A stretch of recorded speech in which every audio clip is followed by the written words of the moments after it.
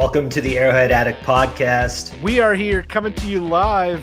The Kansas City Chiefs are going to the Super Bowl. You only win a Super Bowl 2 times every 5 years, right? Oh! The warm-up act is over. Let's bring in Melissa Etheridge, massive Chiefs fan. Melissa, Super Bowl champion, 2-time Pro Bowler, and Trent Green. Trent Green, how you doing? Hey, what's going on, guys? And he picked it up! He picked it up! He's gonna score!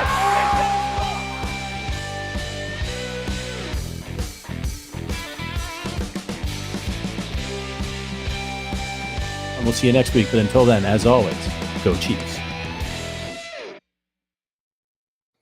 Welcome back into the 2018 Arrowhead Addict Chiefs halftime show. Oh no, it's 2023. The Chiefs are just playing like it's 2018. Electric on offense and a sieve on defense. Joe, does Kelsey have the strongest hands in the history of the world? Like, you know, Achilles had his Achilles. That's what it was. But the opposite for Travis Kelsey, it's his hands. It's absurd, my guy. 9 catches for 143 yards and a touchdown, his career high in a half. It's unbelievable. And you can't say enough good things about how good the offense looks. Patrick Mahomes with, 321 passing yards at halftime is absurd.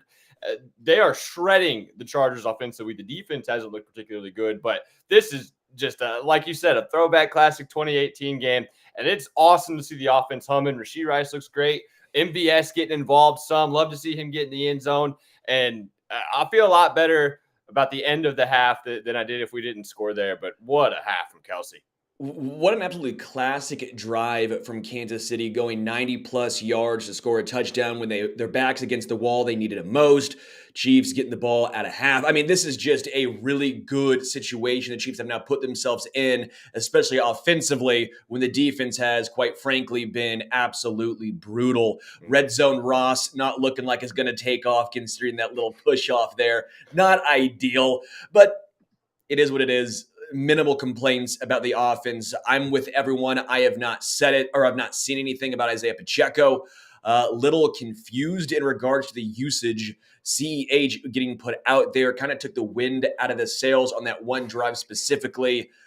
Couldn't get anything going, and that was a drive where they handed the ball off to him early.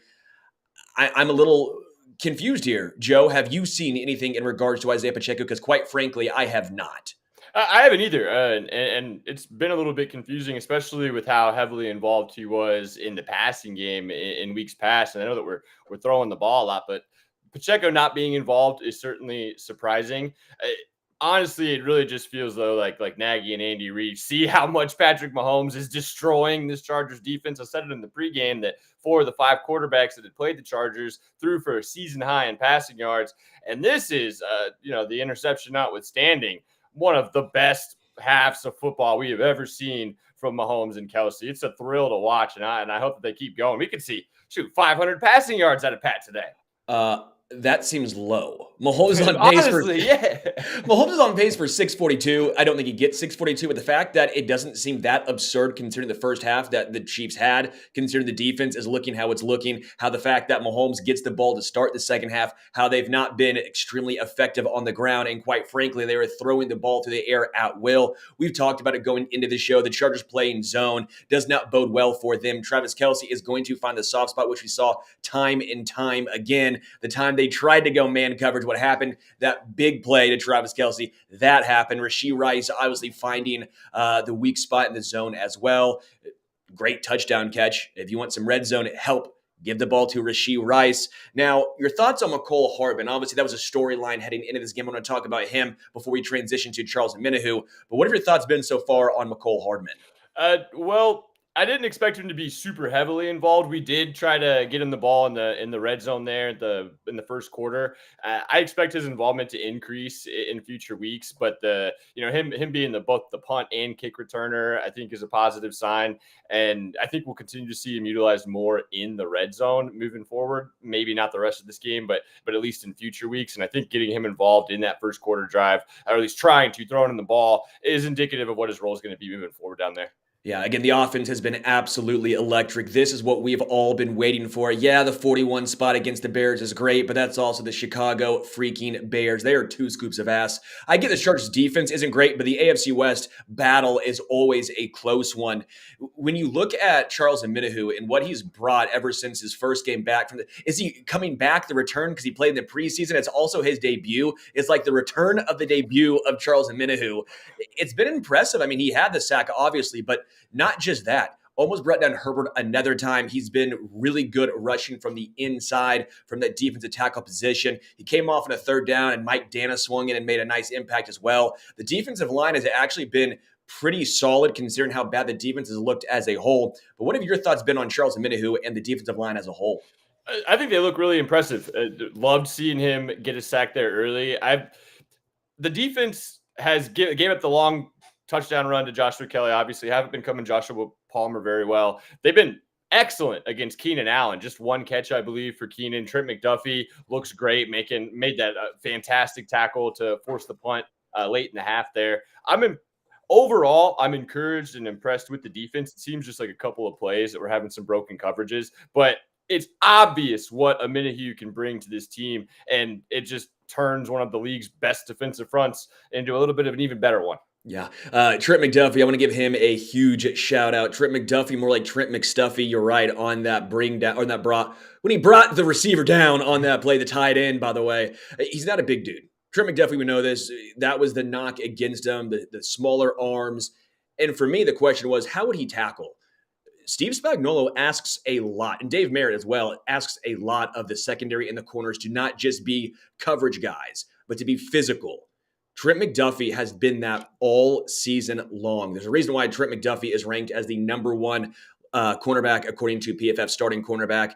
But it's not just the coverage, it's the physicality, it's the tackling. Now, the rest of the Chiefs secondary needs to step it up. Justin Reed just did not fill the hole at all on that, was it 47-yard run by Joshua Kelly? That was brutal. Brian Cook, the safeties, quite frankly, have been a little bit of a disappointment. The secondary as a whole. But I trust them to turn it around. Let's be real now. We've not seen this sort of collapse from the Chiefs secondary all season long.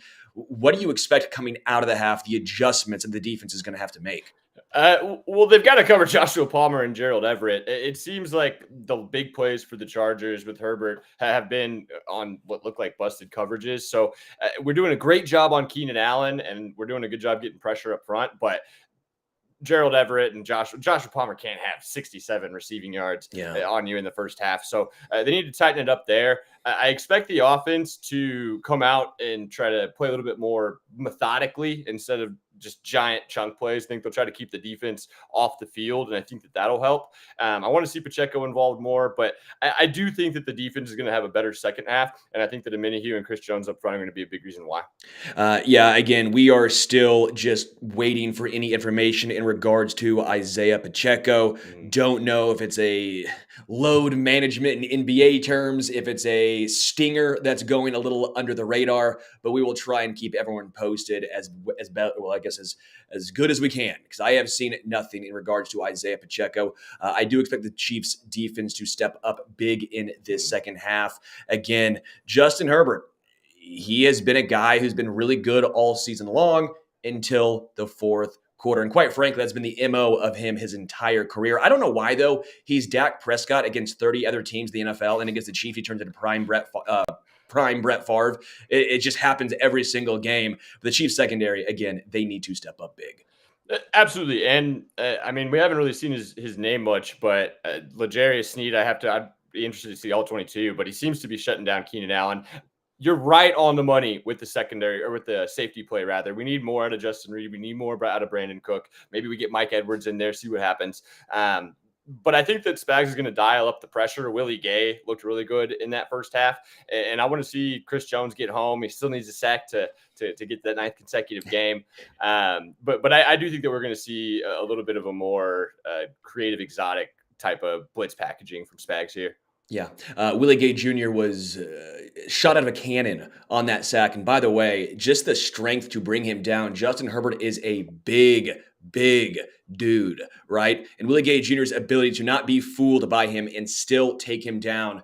that was a game changer in the first half. All right, everyone, this was fun. This was the Arrowhead Addict halftime show. Thank you guys so much for hanging with us. Let's hope the defense bounces back while the offense continues to roll. Mahomes, why not just set the all-time single-game passing yards record? Seems like a pretty good day. Sunday, October 26th, 2018. Scratch that, 2023. All right, guys, we'll see you post-game. It will be Verderam and Patrick Allen. Until then, go Chiefs.